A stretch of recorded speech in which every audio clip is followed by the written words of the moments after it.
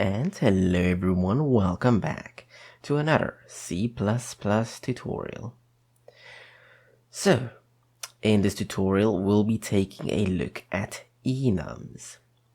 So, some of you might be wondering, what exactly is an enum? Well, the most basic way I can explain this is it's integers. It's just numbers. That's all it is. So let's actually create an enum. It's as simple as just saying enum and then whatever you want to give it. For example, let's say you're writing an application that can get errors, which I love as an example. So let's say if someone clicks a button and that button doesn't work yet, it should report error 902 has occurred, whatnot.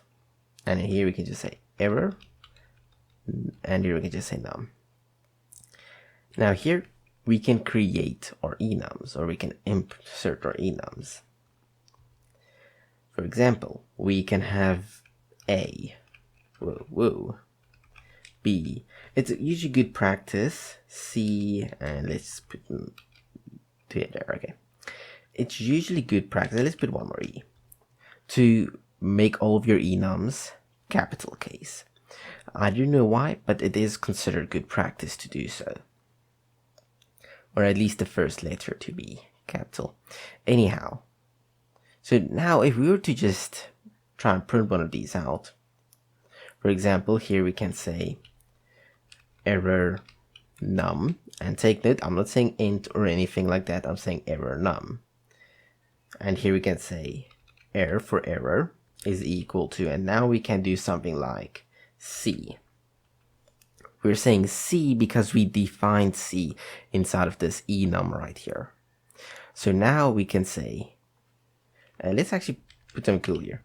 Error no, and here we can just pass in C. Like that. Now if we were to run this, and that should not be C, that should be ERR, my bad. There we go. Because we're trying to display this error right here. If I were to run this, and remember cpile is just my way of compiling, you will still have to use your normal way of compiling. And we get error number 2. If we were to make this E, then we'll get error number 4. If we were to make this A, then we'll get error number 0. Now we do get these values because enums, they're just integers. They start at 0, and the more enums you add, the more they will increase. So if we go like this, then now it won't go up until 4 anymore, because 0, 1, 2, 3, 4. It will now go up to 5, 6. Because that's just how enums work. They're just numbers. This is just 0 in disguise of the letter A. This is just 1 in disguise of the letter B. C is just 2 disguised in the letter C. So it's as easy as that. You can also give them a number. For example, here you can say 99. Now, any value from here, so this will be 1, 2, 3, right? Now, if you do this, this will be 99. And any value underneath D will now go along with this. So this will be 100, not 5, because 3, 4, this should be 0, not 1. 0, 1, 2. Okay, so not 4 because 3 and then 4, but this will be now 100 now, because we set this to a higher number. Meaning once we set the value here to a specific number, it's going to increase all of the other numbers. And you can see here, if I were to hover over something, you can see the number, the value inside of them.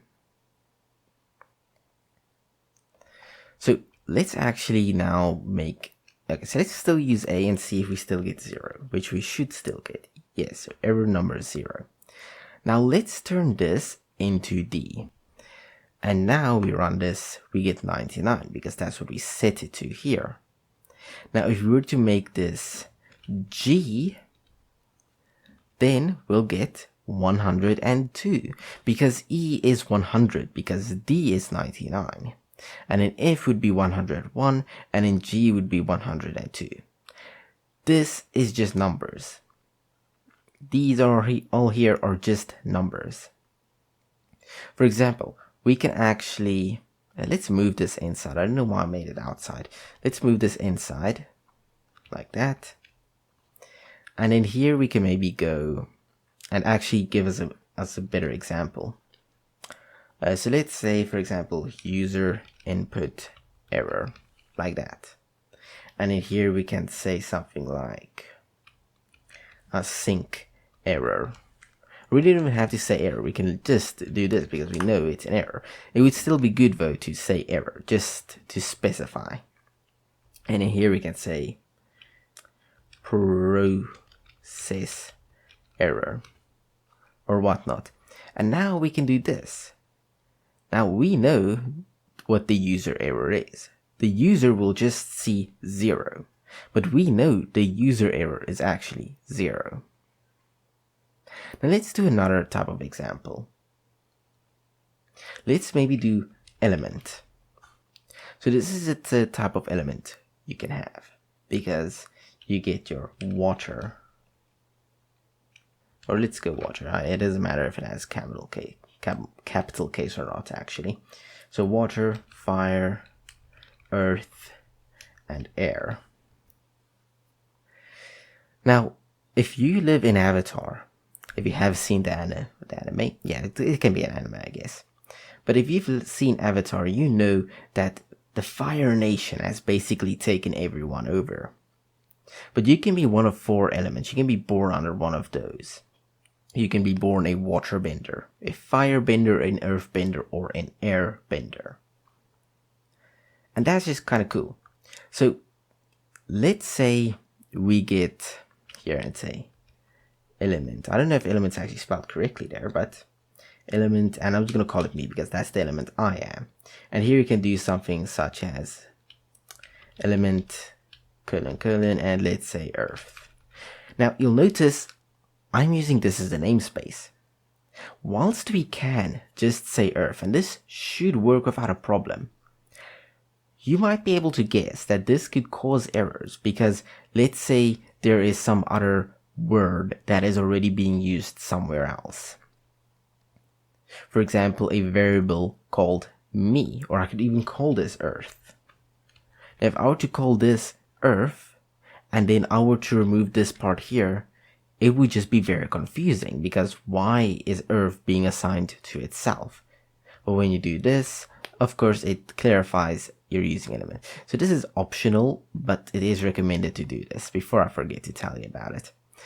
Anyhow, so I'm going to call this me. Now, we want to say, maybe we print out what element I am born under. So we can either use an if statement, or we can use something cool, such as a switch statement. So switch, and here we can say me. So with me, do the following. And here we can do something like element colon, and let's say water. Now, if it's this, then here we can just see out I am of the water tribe or whatnot. The water nation. That's, yeah, nation. There's I'm of the water nation. And then here we can just continue doing that. But then we can change it for every one of these. Cool. And then here we can boom. And in here with default we can just put some sort of cout, like say I wasn't born with a quirk. Or what else? I was not born with a bending ability. Yes, that's what we can say. We can say benders. There we go. Benders. There we go. That's perfect. So I'm of the water benders, or I'm of the fire benders, or the earth benders, or the air benders, whichever power you have. In this case, I will be of earth. So if I go here, I am of earth benders. Let's make this maybe none, for example. Now I can go here and we can specify none. Now it's going to say, I do not have that bending ability. And then here, let's say I say fire. Now I'm going to be a firebender. So that's pretty neat. And the nice thing is, if you wanted to, you could assign these something like 99, and then here you can go 88, and then here you can go 702, and here you could say 845. I don't know if it's a good idea to make that lower, so let's go 103 or something. And here for 9, it can just be whatever. So you can do this and give every enum its own little thing, but that will also kind of defeat the purpose when you can have an enum that just starts at 1 and just works its way down. So this is also perfectly fine. And if you wanted to, you can just print out an enum as I showed you before, so cout. And here we can just say me. So this works perfectly fine as well. So as you can see, now I'm 103 because I'm of the Fire Nation. If I were to become an airbender, then I would be 845.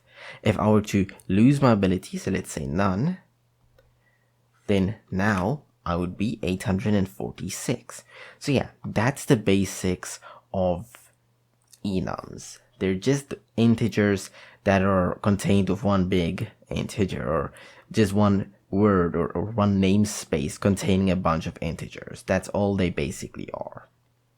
Thank you all for watching. I hope you all enjoyed and now understand what an enum is. And I'll see you all again in the next C++ tutorial.